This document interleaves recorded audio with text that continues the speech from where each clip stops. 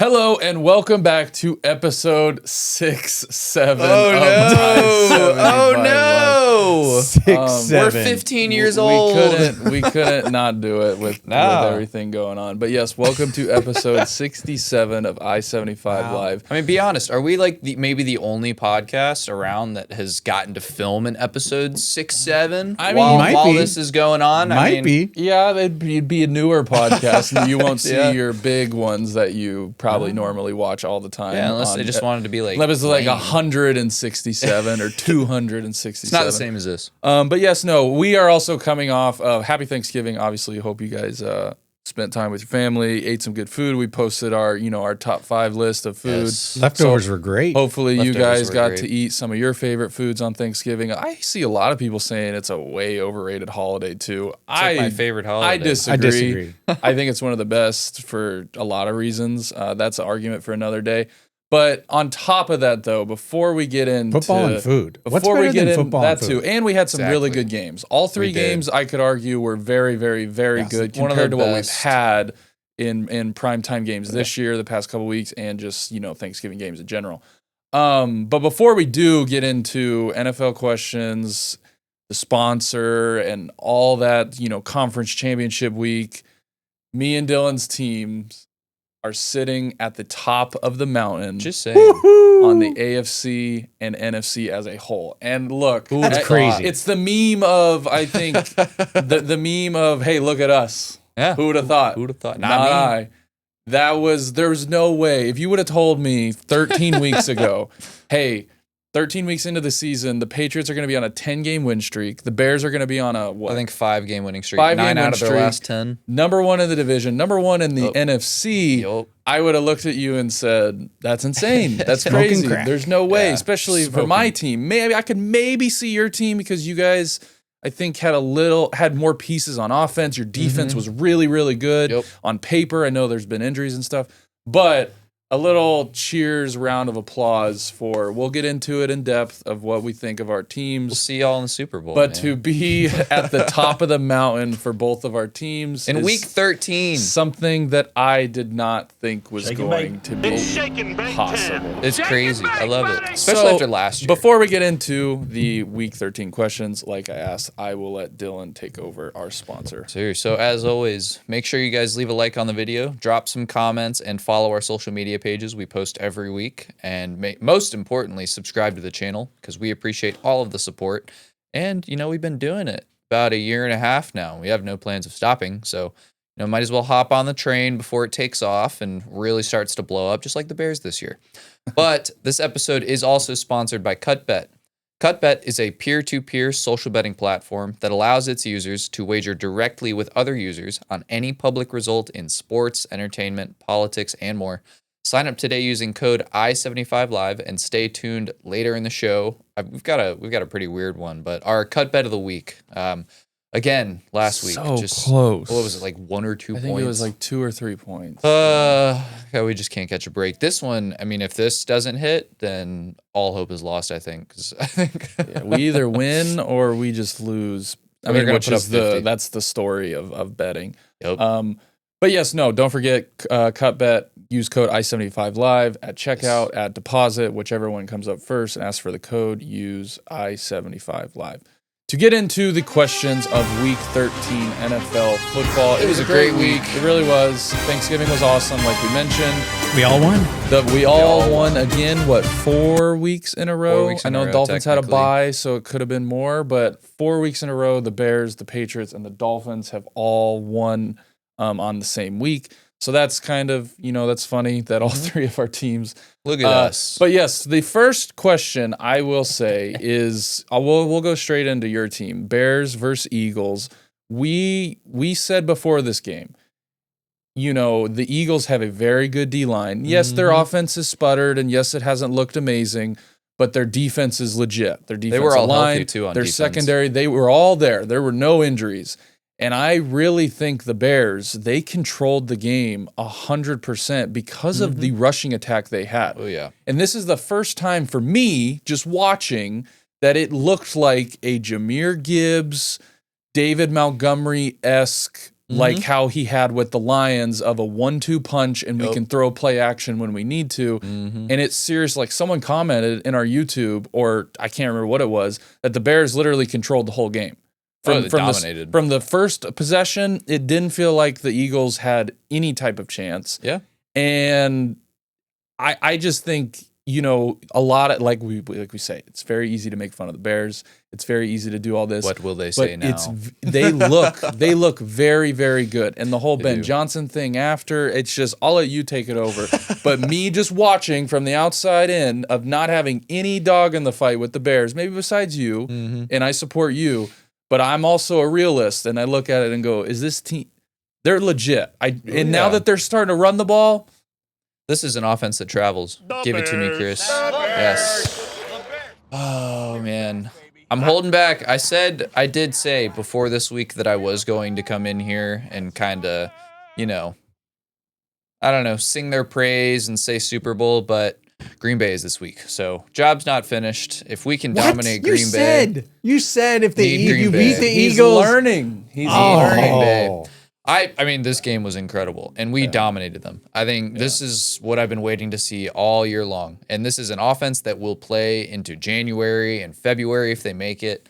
But I think the biggest thing is winning out to get the first seed. Because if teams have to come to Chicago, I mean, good luck to any of the West Coast teams coming out here and like playing our style of offense. And when the defense is fully healthy, it's fantastic. I think I have never felt like this as a Bears fan. And I think 2 running backs with over 120 plus rushing yards. First time that's happened for us, but first time that it has happened, 2 running backs going over 100 since 85. So just saying, anytime you can match up with the 85 Bears is a good thing.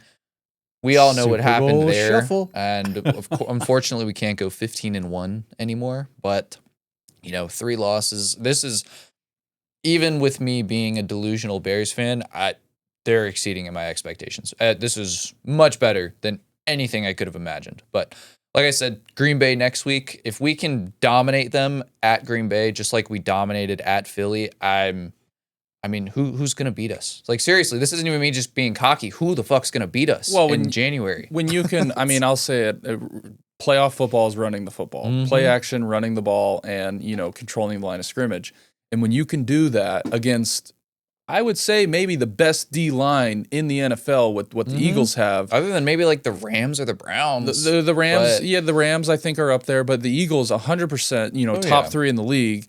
And you're able to have 2 running backs go over 120 yards on the ground and both of them control had the game. touchdowns. It's going to be really, really, really hard to beat. And say what you want about the quarterback, it doesn't matter who you have at quarterback if you can run the ball like that. And I will say more so than Jared Goff, it's like Caleb is able to make plays outside of the play in case it breaks down. Goff is not really, you know, he's stuck in the pocket. He's not mobile, and he will get sacked. But I mean, Caleb, it's especially like in January when you're going up against tough pass rushes and they're relying on getting the sacks because you're keeping them ahead of the sticks with your runs the first 2 downs.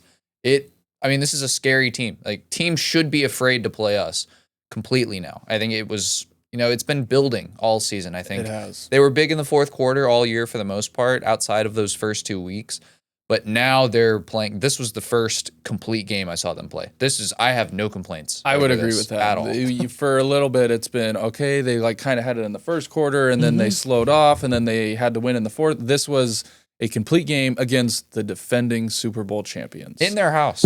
On Black. It was a solo game. So dude, when I was watching, I give the credit to the Bears. And I saw Philadelphia fans leaving the stadium with 6.5 minutes left. That never happens. Let me tell you though, hold on. To go on to Philly fans, they are the most spoiled fans in I think all of football. Oh yeah. I mean, you've been to 3 Super Bowls since 3 in like the last 4 or 5 years. You've won 2. You're coming off of this Super Bowl, and you're literally telling everyone that you need to fire your whole staff. They egged their OC's house. You are the most spoiled fan base, I think, in all of the NFL when it comes to how you guys act. Yeah. And it stems to all their sports. It stems from us being Braves fans and the Philly fans and just everything. I mean, and there is one stadium that I would never go to wearing an opposite colored jersey, and it is Philadelphia. Yep. Whether that's the Phillies in whatever their It's Yeah, whatever it's called. Oh yeah, Citizens Park. What I can't remember. Or Lincoln Financial and the Eagles. Two places Agreed. I would never go to wearing the opposite colored jersey. Yeah, And I think 99% of people who do it, because I see it, and every time I see it, I'm just like, yeah, I pray. Could you for imagine the hate they probably got Oh, and the things that were said to them? It's I would never do it. Never do it. With the stories that I've heard, with some of the stuff that has come out over the years of like the Packers. Packers that fan last year that was terrible. It's just I'd never do it. You couldn't pay me enough money. You couldn't pay me enough money to do it. No. So to get on to my team. This was, this is how I was comparing this game. I was comparing this game to the Broncos playing Washington and how they went to overtime with Marcus Mariota, a 3-win team in Washington. And it just didn't look pretty at all. And we've been kind of on record for saying that the Broncos have not really played like a 10 and they're 10-2 because they've had their bye, a 10-2 team. So I really, for me personally, I wanted to go into this game and go, okay, this is a 2-win team giant. 2-win team Giants team, or I'm not saying that right. 2-win Giants. 2-win Giants team, and rookie quarterback, no head coach. They fired their head coach. This is a game we need to dominate. They're missing their star running back. They're missing their star receiver. Everyone. Now, they do have a good pass rush. That's why you picked them, and that was a little concern. And we had 3 O-linemen out because of injury. Including your center. Our center actually did end up playing, but for a little bit leading up to the game, he wasn't going to. But my point is I went into this game going, if we're seriously a 10-2, now 11-2 team, we need to dominate this game against a 2-win Giants team. Absolutely. And that's, I think, what we did on every aspect of the game. On special teams, we scored a touchdown. Yep. I think our defense played really, really physical, really good. Everyone's talking about the hit on the sideline. Sorry, get out of bounds. Like you got hit in bounds. I don't care what it was is. In bounds. If you want to blame anyone for all of this happening and that not being a penalty, blame Patrick Mahomes. It's his fault. He started this whole baiting on the sidelines, staying in bounds to get. So if you want to blame anyone, Giants fans, go blame Mahomes. Get out of bounds. He got hit in bounds. End of discussion. End of story. I don't care what you say. Pretty sure they didn't even throw a flag. They threw a flag for the retaliation. And our guy literally, so it was clean. I don't care what you say. His foot was in bounds. He was going for the first down marker. What do you want the defender to do? He was. And another thing on top of that, Jackson Dart. I think he comes out. We're not playing soccer and we're not doing this. And I just want to be like, dude, in the NFL industry, when the quarterback is everything, and you want to sit up there and basically go, I'm not going to change my play style. This is how it's always been. I didn't like how that sounded. Just me personally. That's a huge, I think. It's an immature. And even he doubled down on it too, because before the game, he supposedly, because the Manning cast was great on it, supposedly in all the interviews leading up to the game, he was talking to the Manning cast how he knows he has to be better and he knows all this, and then he goes out and does that, and the Manning brothers are sitting there like, did he not tell us 2 days ago that he was going to be way smarter about this, and then doubling down after. Basically saying that everyone's a bitch and I'm not a pussy and I'm going to get hit and this is football and live with it. It was crazy. When it's the quarterback is the face of the franchise. And if with all the money, with all everything, Drake May last year is a prime example. He got a couple concussions last year. Yep. Look what he's done this year. He stayed complete because he was able to take that information and go, okay, I'm very important to this, because you take Drake May off the Patriots right now, it's bad. Yeah. So that's my thing with him is I just want to be like, dude, grow up. You're not playing under Lane Kiffin and being able to, run around in Ole Miss anymore and all this stuff. Get out of bounds. Yes, running is a part of your game, and no one's saying not to use that, but you have to protect Caleb's yourself. A perfect example of rushing with a purpose and not. I mean, Caleb does not lower his shoulder unless it's near the goal line, and I think that's the only time you should. But it'll be interesting to see who the Giants bring in to coach Jackson Dart and kind of get the best out of him, because this is arguably the biggest hire that they've had in their history. I think it's probably not far-fetched to say that, given that Dart has looked good. And you have, honestly, you've got the talent around him too. I like the roster outside. I mean, the O-line needs work, but the D-line's good. I like the secondary, probably need like maybe 1 or 2 more guys in there. But linebackers, I think Scadabo's great. And then Neighbors. And then hopefully they re-sign Wan'Dale Robinson too. But yeah, they have a team around him. Yeah. And it's, Tracy too. But the coach, obviously, I've always been a big advocate. It starts at the top. And, I mean, their GM supposedly isn't going anywhere, which could end up being like a Jacksonville situation a little bit, where it's like coaches don't want to work with him because, he sucks. Well, speaking of that, this he didn't morning, offer Saquon $1 more million. Atlanta, sports radio, they're talking about the Giants saying, we don't want to become the Giants. Everybody's saying, fire Raheem Morris, fire the coach. And they're like, do you want to be the Giants? Look at what the Giants have become because they've had so many coaches. And your team, obviously, proof of that. Look, Dawson, your team, proof of that. You put the right coach in there, everything changes from the top down. I'd say the Bears and the we'll get into that later though. But to wrap up about the Patriots is I wanted to dominate, and I think that's what we did. And Drake May looked great. His passes, his deep ball to Williams, our rookie, was beautiful. Running the ball, I think, can still be better. And, maybe that's because we didn't have all. But even that, we had 1 sack the whole game after having, 3 linemen out. So that was great compared to, the D-line that I want to bring up have. Also, because we talked about this, I think the day after the game, that just thank your lucky stars for the Giants drafting Abdul Carter. Because my God, he just got his first sack on Sunday. On Monday, and he's also kind of even his twice. His press after the game, it just was a bunch of excuses, no accountability, no. It was very just immature. And I'm sorry, but this is what college football is breeding for the most part with how they are handling NIL, transferring, basically getting whatever they want. Dart and 2 prime examples of college athletes getting whatever they want a little bit with of no consequence. Yet the entitlement of I deserve this, I'm not going to change. This is how I've always done it. You know the funny part too? That was one of the gripes with Caleb coming out. And he, ironically, has not been that. But it's very true, and there was every reason in the world to believe he should be like that or would be. So yeah, it's It what leaves college a sour taste in my mouth. It's what college football is breeding, with all the money being thrown around, no punishment for transferring. I don't like this coach in this school, so I'm going to go somewhere else whenever I want. That's what it's breeding, and a little bit of that is coming out in Abdul Carter and Jackson Dart, like we said. But I'm happy. Look, we're I know we broke an NFL record, 10-game win streak. During that 10-game win streak, we have scored 23 points and held the other team to less than 23 points. First time ever happened in NFL history. And Dawson, who are they also? Do they also catch this? Are they also comparing? Right now? So they did. I saw a stat. Marino is the only quarterback to, I think, play 8+ games with a passer rating or something above a certain number. Marino's the only whatever one it is, but when you have your name mentioned with Dan Marino, now Drake May is in the conversation, the only other with Marino.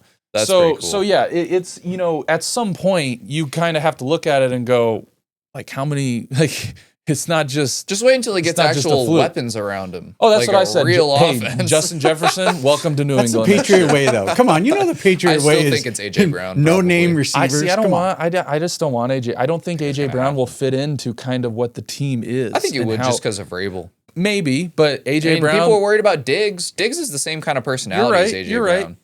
Get him in the same room together. Justin Jefferson looks real nice sitting over there, and we've got 11 picks in the upcoming draft. Woo! We got a lot of cap room to spend.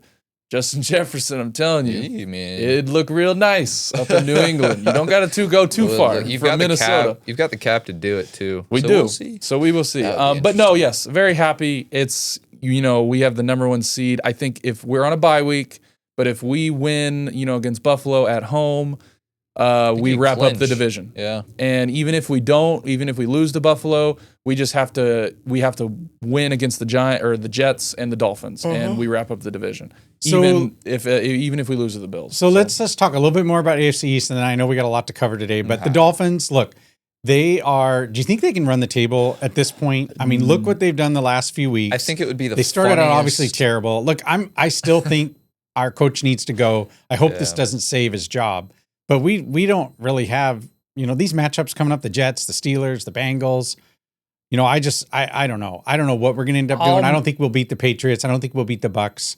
I don't think we make the playoffs. But are we, I don't know. What do you think about the Dolphins right now? I think they'll beat the Jets. I think the Steelers will be an interesting game just because the Steelers are the Steelers. It's going to be at Pittsburgh, though, in December. Yeah. So we know what happens to the Dolphins if it's whenever cold, they have we're to screwed. play. There's no cold way weather. they beat the Bengals with Joe Burrow, especially if they win their next two, which they're going to have to win this game. And Bengals have to win out. If it comes to a shootout, I'm taking Joe Burrow over Tua because I know both defenses aren't the best. Buccaneers, I don't think you'll beat the Buccaneers. And then the Patriots. Week 18. If we have to win that game, then I don't see you guys beating us. Yeah, but if you take that week off, you never know. Especially in Foxborough. It would be the funniest scenario if the Dolphins of all teams were the ones to keep the Chiefs out of the playoffs. It would be really funny. Oh, yeah, And that we would be mentioned that a awesome. couple weeks ago. That would be The awesome. Chiefs got an uphill climb anyways. I just don't see it happening though. I really don't. So to wrap up our questions for this week, I'll propose the question of who this year is the best story in the NFL. We've got either the Chicago Bears, the New England Patriots, San Francisco's up there, the Colts are up there, the Seahawks are up there. I'd even maybe throw the Texans with how they started. Yeah. But who's the best story? And maybe don't pick your team because that's easy cop out. But who is the best story in the NFL this year? Probably the It could Niners. also be bad too. That's true. You could look at it the Best negative, story. the best story negative wise as well. collapse. I would pick the 49ers just because, I mean, every person almost besides, I'm serious. McCaffrey probably had a ritual at the beginning of the year because Fred Warner out for the year, Nick Bosa out for the year, their top pick, Michael Williams, out for the year. They have just so many injuries. And then like Kittle has missed time, Juwan Jennings, Ayuk hasn't played all season. Pearsall's missed time, Purdy's missed time. Does not matter. They're still sitting at 9-4. I think that is, and I see it from the Bears too, is just this is where great coaching and development comes into play.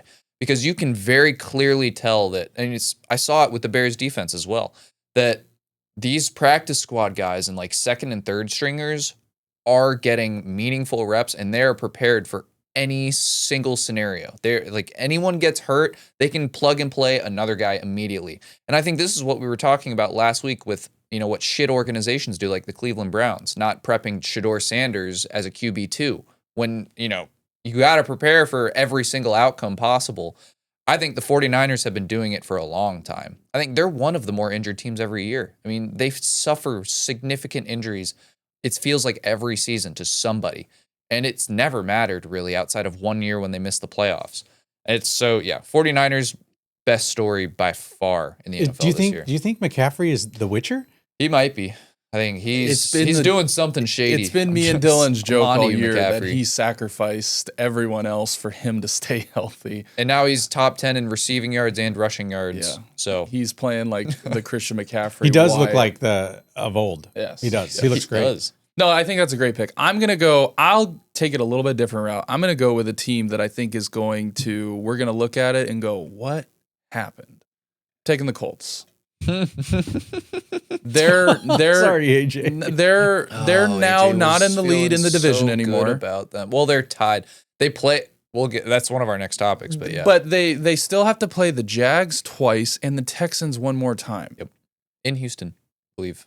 Right. I think at best you split with the Jags because the Jags are going to be playing obviously for the division and for a wild card for a playoff spot. The Seahawks are come on. Everyone's seen what they've done in Seattle, the way they can run the ball, the way they could pass the ball, the way Daniel Jones now is playing with a broken fibula or a fractured fibula. So he is kind of like, 80% of himself right now. And then you also are playing the 49ers, who are going to be fighting for a playoff spot in a very good division as well. You just mentioned them and how good they're playing.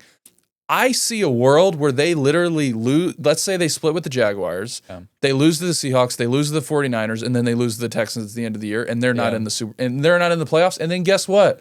If the Chiefs run the table, the Chiefs win the tiebreaker over the Colts because they beat them and they're in. I think I give them the edge over the Jaguars both times, just because I just think they're a better team. They've got a better roster, and I don't trust Trevor Lawrence at all. I think they're winning in spite of Trevor Lawrence a lot of the time. And yeah, he Trevor Lawrence is still playing decent ball, but yeah, he's just not putting them in good situations every time. I think the Seahawks and the 49ers and the Texans could all be losses. And I think even 3-2 gets them in, but they will not win the division. I think the Texans end up winning it. Seriously, that defense is incredible. But yeah, the Colts, man, that sucks, man. I've been there. I really have. Hey. It's a tough. Oh my God.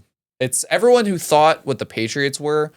It seems like the Colts because the Colts and the Patriots are having very different back half of their schedules. I agree. So I think the Patriots, through and through, they're playing a last place schedule, and just with the rotation of divisions, they end up playing, a lot of the worst teams in the NFL, just ironically. But the Colts, man, I think they've got no excuse. They have everything they need. And now Sauce Gardner's hurt. I think you just traded 2 firsts for him, and he has a calf strain. And it looked a lot worse than just a calf strain, too. Everyone thought he tore his Achilles at first. Well, and to wrap up, this is something to wrap up the conversation about the Patriots, too, because you are correct. My only, look, we beat the Bills in their stadium. Yeah. We beat we blew out the Panthers after they went in and Did beat you guys win the in Packers. Carolina, or was that? It was at home. Okay. So we beat the Panthers at home the week after they beat Green Bay. Yep. No one seems to want to talk about that after the Panthers just beat the Rams when the Rams were the Super Bowl favorite in the NFC East going into this week. So in some of the defenses we've played, the Browns defense. Yes, the Browns offense is terrible. You put up 30 on the Browns but we defense. put up 20 plus points on the Browns defense, and they're top 5 in a lot of categories. So look, we can say what we want, and you can sit here, and I know everyone's joking. Well, look at the Patriots' schedule is basically the draft order this year. Which, yes, you are correct. Multiple things can be true in arguments, but if we're going to sit here and talk about that, I don't see anyone talking about the whole Panthers thing. We beat the Panthers by 20 plus points, and they just beat the Super Bowl favorite. You dropped 40 on the Panthers. It was way more than that. I think it was like 40-10 or something. And this is just, again, it's all people are going to talk about what they want to talk about, and they're going to forget about what they want to forget about to enhance their argument. And when you look at some of the stuff that the Patriots are doing with the, kind of the record we mentioned that they've broken, and no team has ever done that, and what Drake May's doing and the company that he's in of like Dan Marino and all these things, this is a very good football team when it comes to stopping the run. You guys hear that? That's Dawson getting a little delusional about his team. And I'm not. Finally, it's taken me 11 weeks to see this. It has, but it's a good feeling. It is a good football team that plays physical, that stops the run, passes the ball very efficiently, and runs the ball fairly decent when we have our O-line. So I think, especially if you got to come to Foxborough, that's a tough out. Absolutely. The same thing for Chicago. Same thing for Chicago. Cold weather, just the whole atmosphere of what it is, and the aura that I think that Patriots stadium has. Absolutely. Of walking in and seeing those banners. That means something. So to me, I look at it and go, the Patriots, I think, are a legit team, and multiple things can be true in the argument of, well, look at who they've played. Look at all this. Yeah, that's true. That's my trying to be unbiased take of it. And you can vouch for me. I've had my questions the whole year of, hey, we need to be better at this. Hey, I don't think we're very explosive. Hey, and I continue to get proven wrong. Oh yeah. Especially on the defensive side of the ball.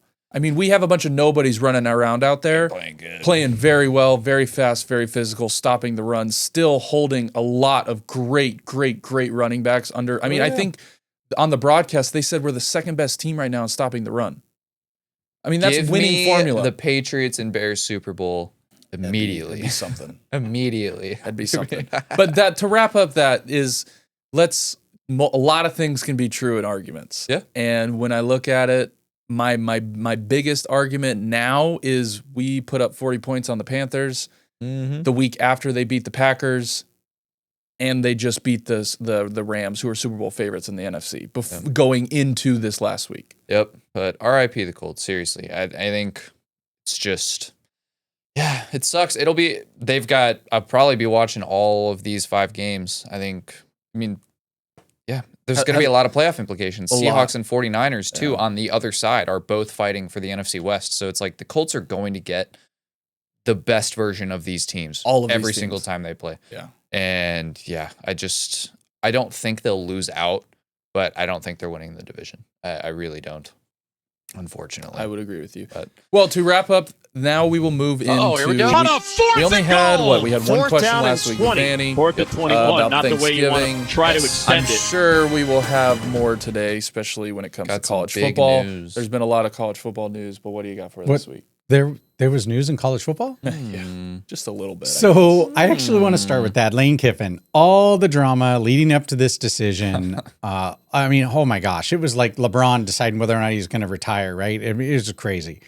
Did you hear him say that he told his agent, "Don't even tell me about the money. I just want to make this decision, not based on money." Do you buy that? Do you think that went into this? I know, Dawson, you and we talked a lot about this. With how are you punting active- on that? Is he full of crap, or are you going for it? Do you believe that statement? With how active he is on social media, it's like one of the first things he saw. So that's complete bullshit.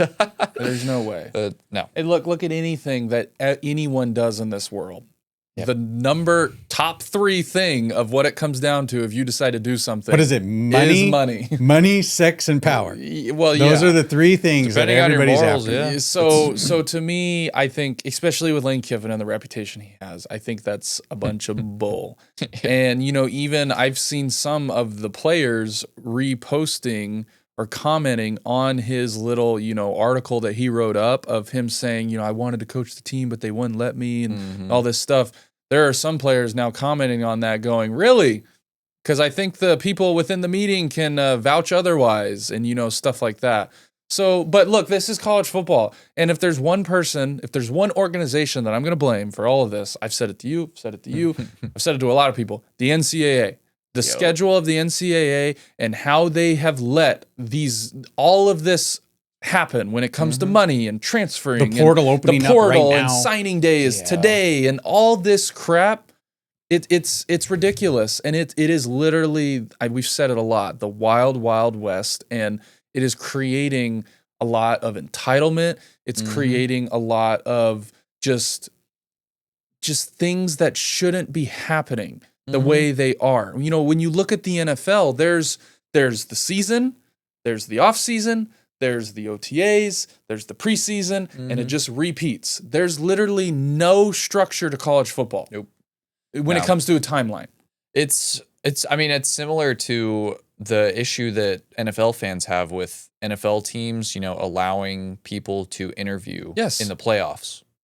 Like, that's also something that should not be allowed. And it doesn't have to be like this. I think that's the worst part. But Imagine March ruining- Madness Selection Sunday, and then the next day the portal opens up in basketball. Yeah.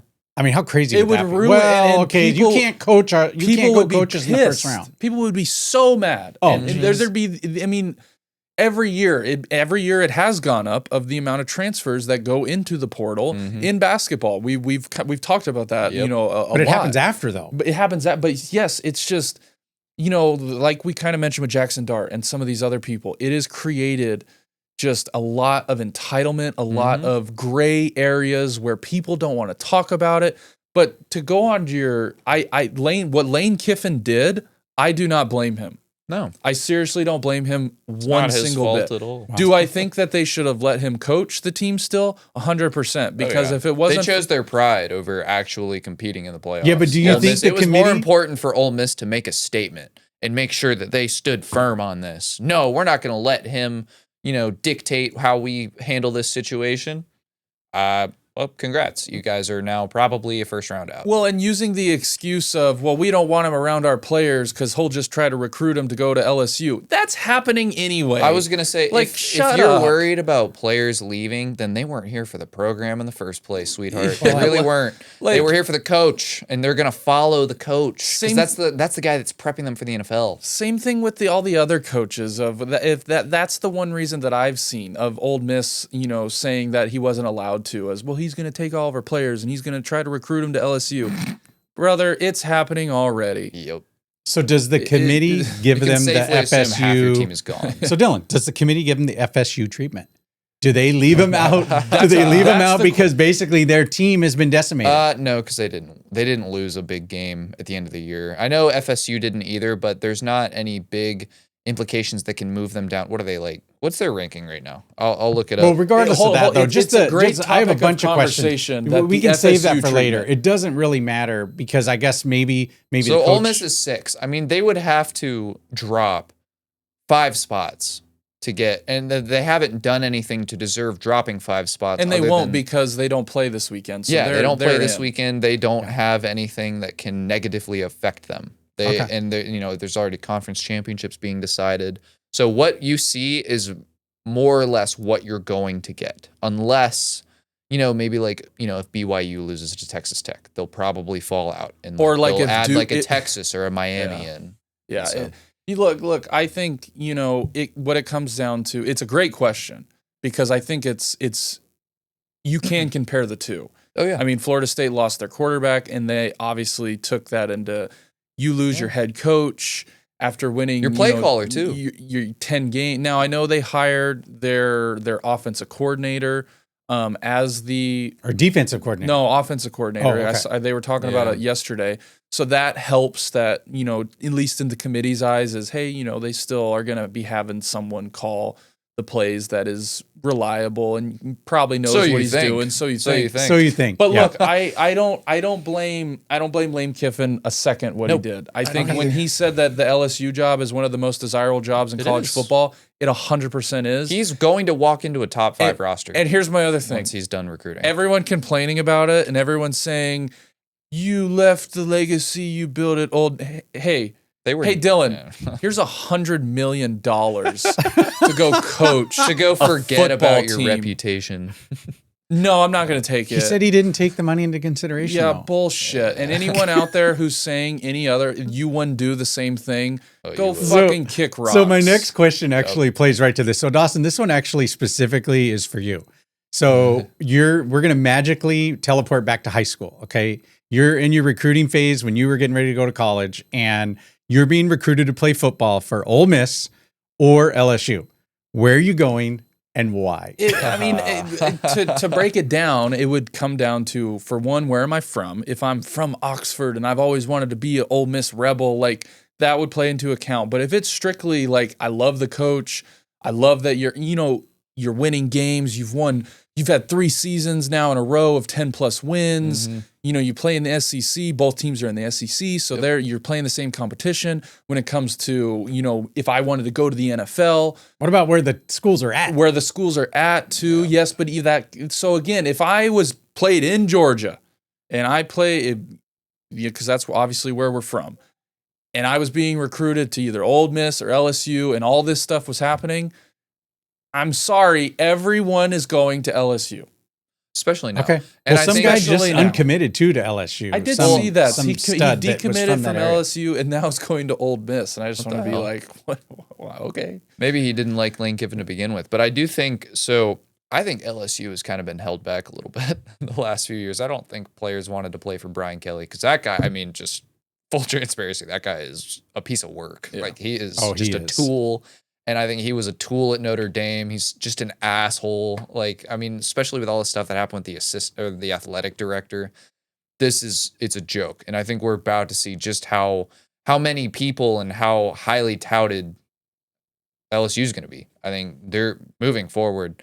Very scary team. I think let's see if I don't think Nussmeier's staying, but that team as a whole, I think Lane Kiffin, if he could do that at Ole Miss, they were not much before he went there. Like he chose to go to that program, and quite honestly, y'all should be thanking him for relevancy because it would not have happened without him.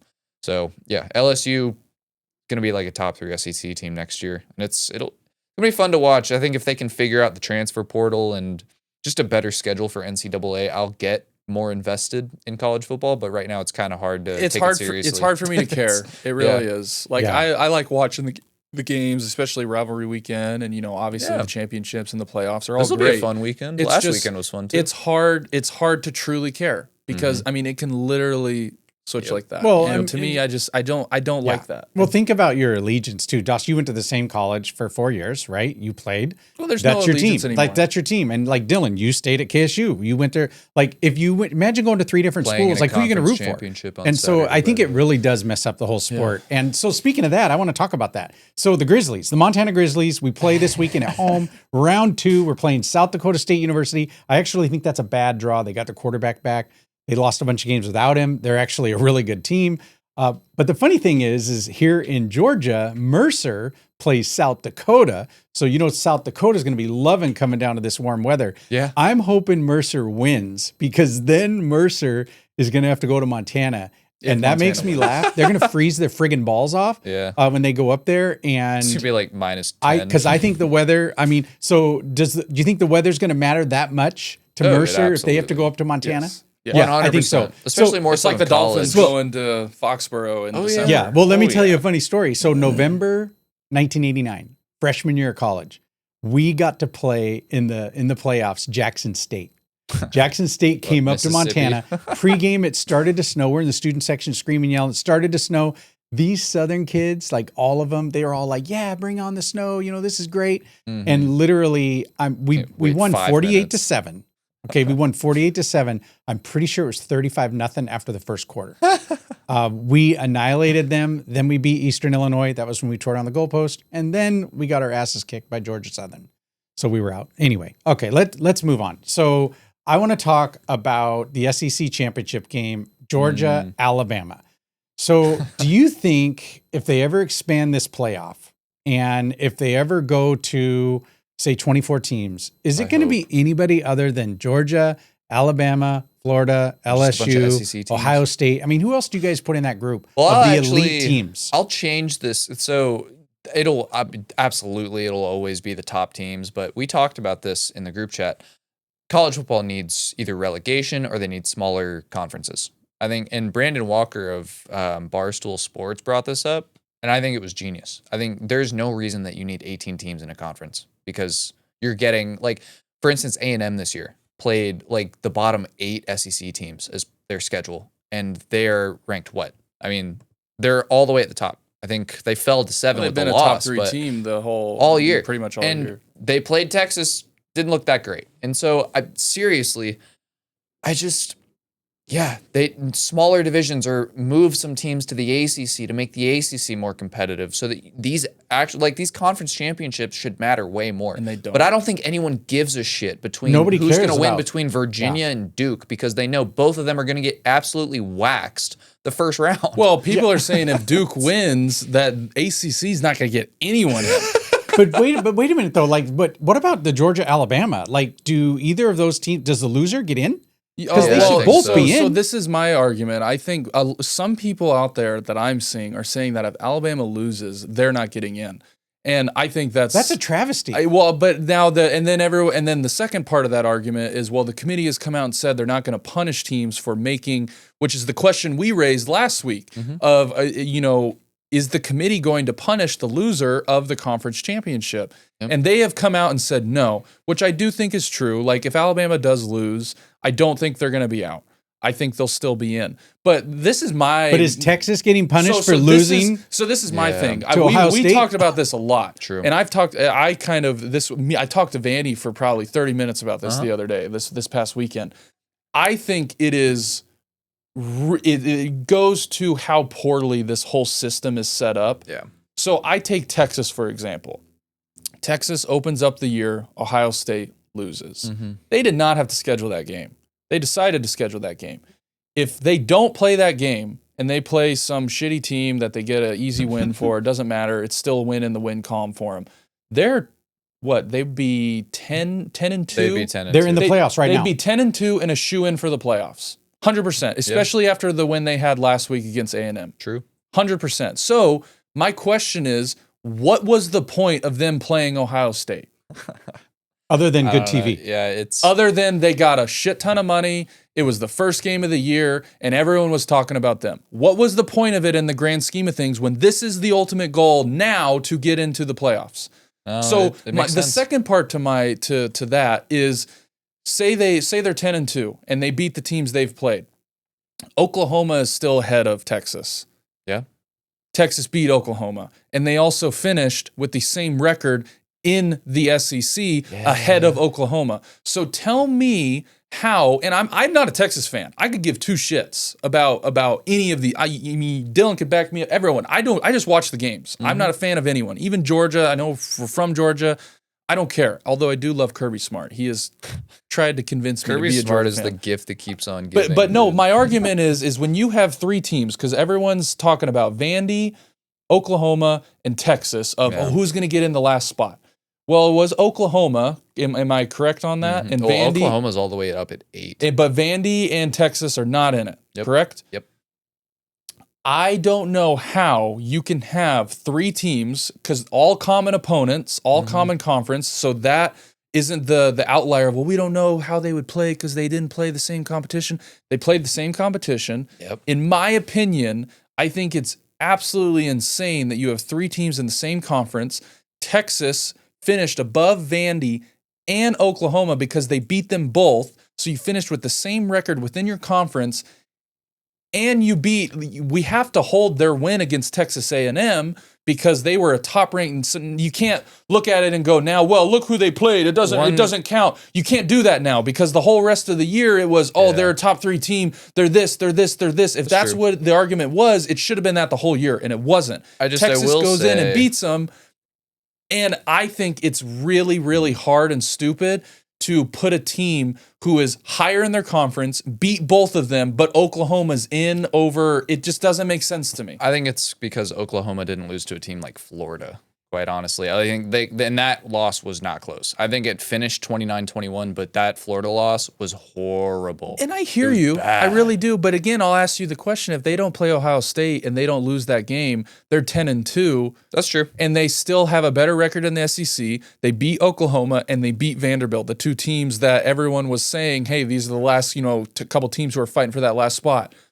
Yeah. It just doesn't. Sure. So I see two negatives in what happened. I see negatives as in big SEC teams are not going to go schedule against the big other schools in other conferences, whether that's Ohio State, Oregon, all those big Notre Dame, Penn State, like Notre Dame, none of the big marquee, all of those big marquee teams in other conferences. Mm-hmm. It's not going to happen if Texas doesn't get in. They're not going to get in, but you're not going to see that Ohio State versus Georgia or that Ohio State versus Texas A&M or Penn State versus for the playoffs. They're going to wait for the playoffs because it doesn't do anything but hurt them in the grand scheme of things. Mm-hmm. And that is what sucks about it because I'm not a Texas fan, but I think Texas deserves to be in. They finished with a better record in the SEC over the two teams they were competing against, and they beat them both.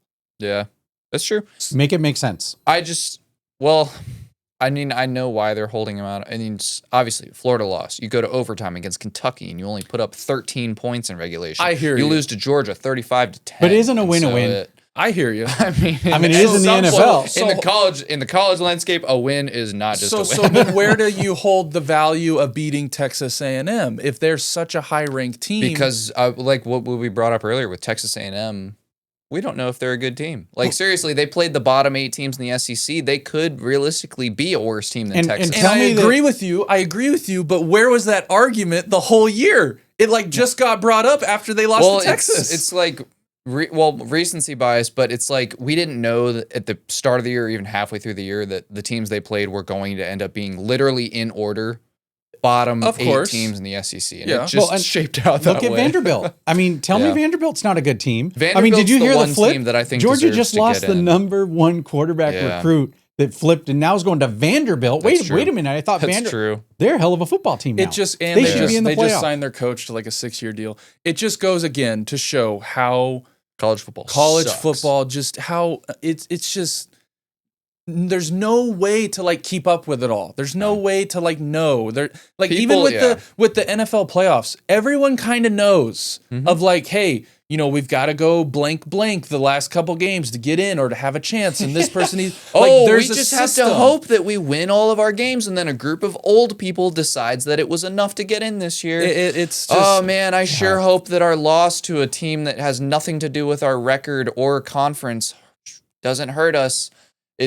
college football is a joke. It's quite really honestly. unfortunate. It's why I we will did it never divisions be like a the NFL. true fan of college football. If you divide it up like sucks. the NFL, you could actually almost make it like it would be interesting. Well, Anyway, there's structure to the NFL, Yeah. and with college football, there is from recruiting a kid to transferring to the playoffs to you schedule your own schedule of games. Yep. Like there's no. Here, you want me to fix structure. college football real quick? Here's fixing college football. Relegation. If you have not sniffed the playoffs or been a ranked team in the last 5 years, see you in D2. Come back when you're a real football team. Contracts for players, just like you have them for coaches, and transfer portal changing, the schedule changing. And there you go. College football is now what you want it to be. Minor league pro football. Because Which that's is what what it's it turning is. into anyway. And I don't want to hear the whole of all the old. Well, they're kids and they're Bullshit. fighting for scholarships and they're going. that scholarship's not worth anything compared brother, to NIL. even Well, on for a signing lot of day, there kids. are coaches going in like that Vandy guy, for example, that who just Pavia? flipped just flipped from Georgia to Vandy. Mm-hmm. I guarantee you, Vandy came in and said, "Hey, what's Georgia offering you? How about this? We'll give you an extra $300K, and here's $100,000 travel voucher for your parents." And I'll guarantee that you start next year. yeah. Oh, hey, Georgia. So Vandy just offered me an extra $300K and $100,000 travel voucher for my parents to go to every game. By the way, I'm 17 years old. Is there anything you can do? Nope. Oh, well, we'll give you an extra $100K on top, and you will match the travel voucher for your parents. We'll do that. and you'll have the Vandy, benefit of going to Georgia. Hey, Vandy, guess what? Guess what Georgia just I'm in. did? They now are offering me $1 million. Can you guys do any better? And it's stupid. Yep. It's stupid. College and to your football point, this sucks. is why I will never truly be a fan of college football. It's anyone who purely enjoys this and like tries to get fully invested. You're kidding yourself. Like, I think this is just not as good of a product as the NFL brings. And I think it's not because they don't have the facilities to make it a great product. They just refuse to. And it's, it's all about money. It's all about ratings, and that will never change, which means college football probably won't ever change. And I'm out on it. I will watch the playoffs because they're very competitive. Yeah. The best games are fun, but I could give a shit how it ends up. Like, seriously, because I know in the back of my mind that all of this was just, I don't know, someone painted the picture for you. Like, this isn't, it's At the end of it's the just day, hard to get though, into. it's still going to come down to these 4 teams. It always every will. year Always, it will always. do that. Every year. Yeah, it's just funny. It's just And then funny. you added Okay, like a guys, we random gotta 13. move on. Let's talk about golf.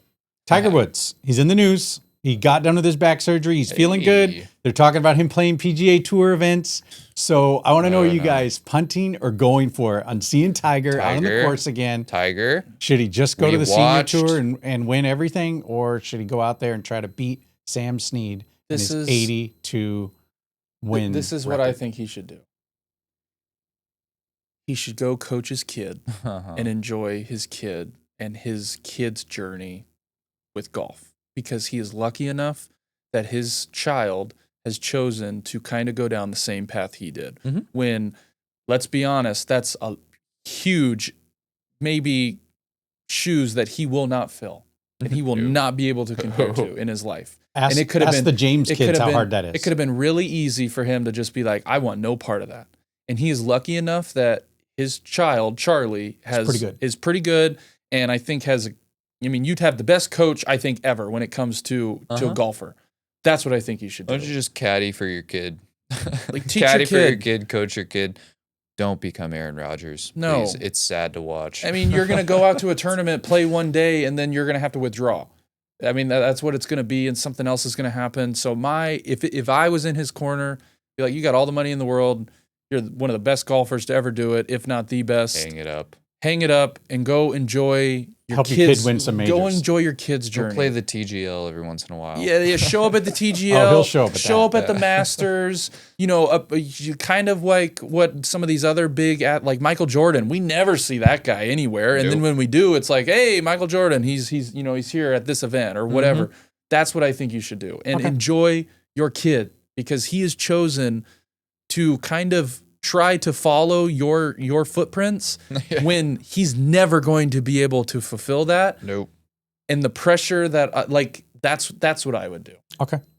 So it's December and Christmas movies. I want to talk about Christmas movies. First of all, there's only one big one coming out. It's Avatar, right? Comes out, what, I think on my birthday. You guys were 8 years old when Avatar first came out. Can you believe that? You were 8 years old, and now they've had a couple more. They're saying that like after this one, 2029 will be the next, and then like 2031 will be the final one, because you know James Cameron has it all figured out.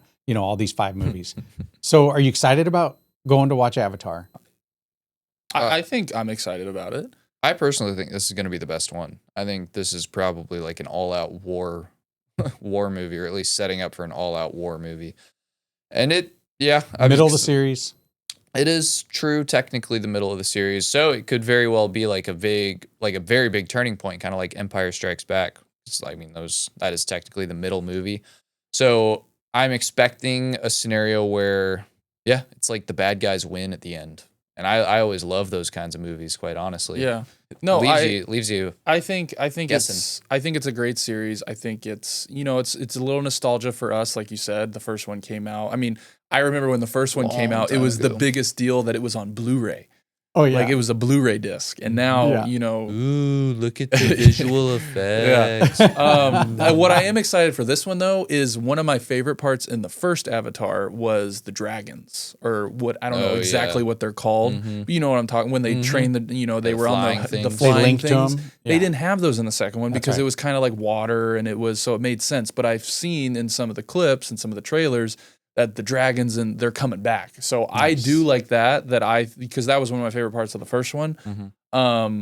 I think it's going to be good. I'm going to enjoy it. It will get shit on, and it will, like with everything, no one can enjoy anything now. Nope. But I'll sit back, get some popcorn, and enjoy a probably really, really well put together movie. And a 3-hour one. Okay, so last thing then, hours. still staying Just like, on. hey, this year though, let's try not to accidentally buy 3D, because we had to sit there and wear the stupid 3D Oh, for the second Avatar? Yes. Oh, and I hate that. Yeah. We accidentally bought 3, and we walked in and we were like, no, shit, no. I have this So let's not do problem that. ordering tickets sometimes for movies, and it happens sometimes. you fuck. Okay, so let's finish up with this. So your top 5 Christmas movies of all time. Who wants to go first? Top Who wants to 5 go first? Christmas Your movies? top 5 Christmas movies. Dylan, give us your top 5. Elf is top. It will always be the top. The Grinch, definitely How the Grinch Stole Christmas. Definitely some of the Chevy Chase Christmas Vacation movies. Love those. And then probably the Polar Express. Polar Express. Yeah. Okay. What does the Polar Express remind you of? What is the first memory that pops in your head when you think of the Polar Express? Hot chocolate. Yeah, but like setting memory.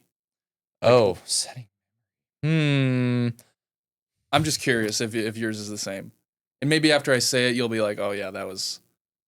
I just remember sitting in a classroom in school, like the day before you leave for Christmas vacation. Oh yeah, of watching Polar Express. That's what I mostly think. Every time. That was mostly the movie for me. That was one of the first movies I remember watching. So it goes way far back. I was a big fan of trains when I was like 4 or 5 years old. So I had some Polar Express toys. That's fair. I got But yeah, Polar Express is up there as well. Okay. Dawson, what are I your go top 5 Christmas movies? Grinch is number 1 for me. National Lampoon's Vacation, number 2.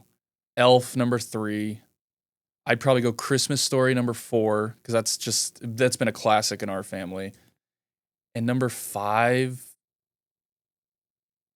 oh man, I'll probably go Home Alone, the first one. Oh yeah, that rounds out mine too. I I'll go forgot Home about Alone, the first one. The scene of like him setting up all the booby traps, and that's just such a classic. And it's something that would never happen in today's world. Nope. So Couldn't even make the movie anymore. That'd be my top. Everyone's got a fucking ring cam. Okay, guys, that's it for 4th and Long. All right, That's what we got. beautiful. So we're gonna have to go through the week 14, some of the ones we have circled, and the Pick Ems pretty quickly. We'll because there's a lot. But week 14, the first, I think, battle for first place. We've got a couple games. We got the Colts and Jaguars. Whoever wins this game this week will be in first. The other one will have a wild card. Yep. We're not picking this one, but this is one that I think you and me have circled just to watch for the Colts and for the Jaguars to see how the end of the year wraps up for them. The next one, Steelers at the Ravens. Ravens got pretty embarrassed by returning Joe Burrow on Thanksgiving night. And the Steelers, I mean, there's chance that they finally want Mike Tomlin out of there. Yeah. So but even this, though, the Steelers and the Ravens, you could argue, is one of the best division rivalry games in all of football. Only topped by one. That is our next game. Yeah. But no, I think this will be a fun one to watch just for implications because, if the Ravens win, they're still technically in the hunt for the end of the year. Same with the Steelers, and the Steelers just have not looked very good at all. So this one is circled for me. The next one, this one's a big one. I know for you. For me, I can't wait to watch this one, but the Bears at the Packers. This is the biggest matchup between these two teams in a long time. Like a long time. Probably since the Bears it was a game in Chicago to clinch the division back in 2018. And so, about 7 years. I cannot wait. I don't have any predictions. I just hope we dominate them like we dominated Philly so I can come in here next week and say they're going to the Super Bowl. That's what I want, and I want to piss off Packers fans because them, but more so than way other NFL fans about the Bears talking about how, hey, they haven't earned it yet. Oh, they've got us this week. You've got us this week. The way we've been playing, you have us. We don't have to play you. You drew us in your, the final last 2 games of the season. You've got us this week and then us 2 weeks later again. Got flexed to what? It got flexed to Sunday. It got night, flexed. No, it got flexed to the afternoon window, the game of the week, like Tom Brady, and then our Week 16 game is now Saturday Night Football. Gotcha. I can't. I'm excited for this one too. To get into our weekly pick'ems, like we do, we're also going to pick the championships. But our first one, Cowboys at Lions, Thursday Night Football. I think this is going to be a great game. Both teams need to win to keep their playoff hopes alive, especially for the Cowboys. And, you could say that for the Lions. Yeah. I'm going to take the Cowboys, though. I think the Cowboys are humming on offense. Their defense is starting to figure it out. The Lions' defense is very hurt. They just had another season-ending injury in the secondary with their Brian corner. Branch. I saw that. Him and the Arnold. You mean Terrion Arnold. Terrion Arnold, the corner. Yeah.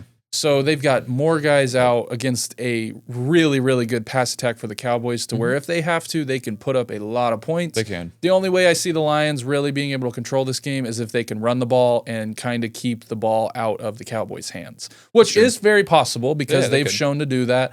I like the Cowboys, though. I think they're too good on offense. Their defense is good enough, and the Lions just seem to be just kind of this roller coaster of who knows what you're going to get your week in and week out. Yeah, I'm taking the Cowboys, too. I think it's just Lions, too many injuries again. It really sucks. And Laporte out for the year. St. Brown has an ankle hoops. I think he's going to play, but on a short week, and he missed all of that Thursday game. He got rolled up on first quarter, first drive. First couple plays. Oh. And so, I got the Cowboys. Next one, we've got the Big Ten Championship, number 1, Ohio State versus number 2, Indiana. I think this one, is people are expecting it to be a lot closer than it is. I'm going to go out on a limb, and I think Ohio State wins by 10, 14 points, and it doesn't. It kind of looks ugly. It could be. I think Ohio State's really good. I think Indiana's a little bit overrated, and I think Ohio State's defense is going to make Indiana's quarterback look like he shouldn't be in the Heisman race, in my opinion. Well, this is going to decide the Heisman. Yes, it probably I think if he ends up beating Ohio State and he looks good, I think got to give Fernando the Heisman. I hate picking Ohio State, but I'm going to pick Ohio State. I think I've never liked Ohio State just for some reason. I just think Ryan Day pisses me off. I just don't like his face. Like he just whines a lot, and I think Ryan Day, I'm going with you this week. You've got too good of a team to mess this up, allegedly. But the one time I pick you, don't worry. I have a feeling something else is going to happen. I will take Ohio State as well. Next one, SEC Championship in Atlanta, Georgia, Alabama. I'm going to go with Alabama for this one for the sheer. This is my reason. I think Alabama wins the turnover battle, has won the turnover battle against Kirby Smart. of taking advantage of those turnovers as well. So for that reason alone, in a game that I think will be very close and will come down to a couple plays here and there, it will be a turnover. It will be capitalizing on that turnover. So for that, I will take Alabama. God, Kirby just turns into a terrible, terrible coach against Alabama. Like, he pisses down his leg every time he plays them. And it's so funny, but it sucks because I'm a Georgia fan. I'm going to pick Georgia just because I don't think it's been a long time since Georgia. Every time they've beaten Alabama, it's when they've played them twice in recent memory, and they beat them the second time. And so Georgia's got a good team, but it'll be interesting to watch. I think this probably more so than the other conference championships. I'm gonna watch this this and the Big Ten, 100%. It'll be a good game. Next one, Duke, Virginia, 18 ranked Virginia, ACC. I think Who gives a shit? Who really cares? I think it would be hilarious for Duke to win, just so no one in the ACC goes to the playoffs. That would be funny. So for that, let's go Duke. That's what I'll say for that one. I'll go Virginia. I wish Georgia Tech was in this. They really fucked that up against Pitt. God, you had one job, Georgia Tech. I would have been rooting for you. I would have too. But I think everyone would have. Yeah, give me Virginia, and the ACC is once again irrelevant for the grand scheme of things. Next one, Big 12. This one they've played before. I like Texas Tech though. Again, I like that linebacker. They always show his wife up in the stands, and she's like some just like lumberjack. She looks like a wife of a linebacker. So for that reason, I'm still gonna ride the train of Texas Tech. I'll go with them. Yeah, I'll take Texas Tech too. I think BYU's been playing decent ball, and I mean, apparently Big Noon Kickoff seems to think too, because they've just been following them around all year long. I think they've had like 3 or 4 separate game days at their location, or at least, in a game they're playing. But give me Texas Tech. I'm pretty sure they won last time too. So next one, AAC championship. This one, the winner of this will probably get in. Most likely. Just because of the way that it's set up. But North Texas, Tulane just lost their head coach, but they did. He is allowed. Florida. They are allowing him, I believe, correct me if I'm wrong, to still coach the team. Obviously, if they make the playoffs, I could only imagine that they will still let him coach the team as well through the playoffs. I'll go with Tulane. I think Tulane has played pretty good. They were on the bubble last year, so they've had a good team. There's a reason why the coach got the job he got. So congrats to him. But I think Tulane will win this one. Yeah, me too. I think, sorry, North Texas Mean Green. I'm not very familiar with your game, nor should I be. But yeah, give me Tulane. Last couple NFL games to wrap up. Sunday night. This is a big one for, I think, a lot of people. This is an elimination game for the Chiefs. Texans at the Chiefs. If the Chiefs lose this game, I think they're done. There's no more slimmer of hope that they especially with the Texans holding the tiebreaker, and then how they have to play the Jags. That plays into effect because the Jags beat the Chiefs, and just all of the stuff that goes in it. I'm going to say the Texans win this game, though. I think their D-line is very, very good. We've seen what happens when the Chiefs go up against a good D-line, and how they can really, really affect Mahomes and not being able to take those deep shots. And I think the Texans' offense is starting to get better. C.J. Stroud looked good last. They've got weapons. Healthy. They can finally run the ball. Jaden Higgins has finally been doing something, too. He has the rookie from Iowa State. Yeah, he started to become their wide receiver, too, a little bit. I'm taking the Texans, too. I think, Chiefs aren't a good team this year. They're really not, especially not on the O-line. And both of their tackles are going to be in hell the entire game.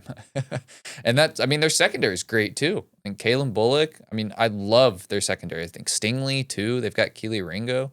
So not Keely Ringo, the other Georgia corner. But yeah, Texans, and not that I'm looking forward to the Chiefs missing the playoffs, but I'm always for new teams making it over teams that have been there. I'm looking forward to them missing the playoffs.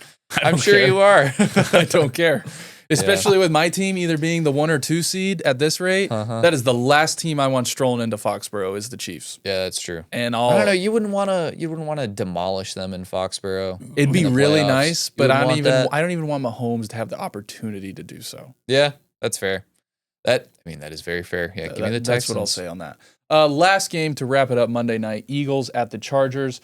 Justin Herbert having surgery on his finger. Yeah, he did. People saying, or the team and him saying that he shouldn't miss any time. So who knows there. These are both teams, though, that I think this is a must-win game for both of them. Yeah.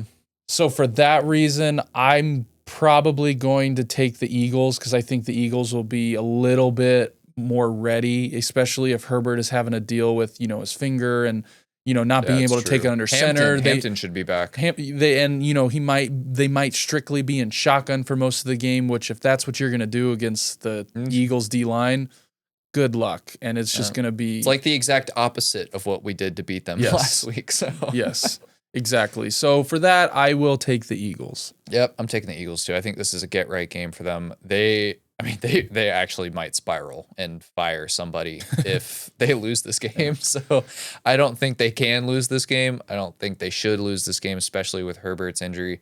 They're still a great team. I think don't let last Friday get it twisted that they are a good team. Cowboys too. I know the Cowboys beat them the week before, but the Eagles are still a top 5 roster in football. Yeah. And I expect them to play like it on Monday.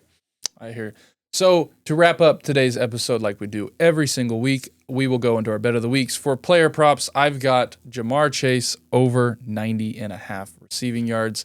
Play the Bills. They play the Bills. They've got to win. It's probably going to be high He had scoring. 14 targets last Bills week. secondary is banged up. He had a lot of yards. Didn't have a touchdown, so I would expect him to probably score a 7 touchdown. for 110. I like Jamar this week with Burrow. Must win. They've got to win out, make the playoffs. They're going to try and do everything they can, and force feeding the best receiver on your team tends to work out nicely for that offense. So I've got Jamar Chase. I will say that I am close to being 5 for 5 in playoff appearances across my fantasy football leagues. I have one that's a long shot, but I still can make it. And the other one, the reason I bring it up is because I need Jamar to absolutely go off in this final week to secure my spot. And I think I'm going to piggyback on your pick with another receiver, but I think Cowboys and Lions tomorrow. Give me George Pickens 77.5 receiving yards over, of course. I think he's probably going to have another 100-yard game, and he has just been on a tear all year long. And so, yeah, I think him and CeeDee Lamb will probably have both big games, like they kind of did on Thanksgiving. Probably. I mean, it's going to be a blowout. Not a blowout. It's going to be a shootout. I think both teams score a lot, but, I mean, Cowboys just have so much on offense. They have so much on offense. Yeah. And then, I think last thing before we finish up this episode 6-7, Jake. Good morning. Glad to see you walk into the.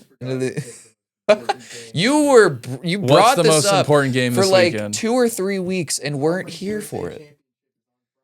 Hold on, we do need to address that. Kennesaw the Conference USA Championship is on Friday. Kennesaw State is in the championship. My alma mater.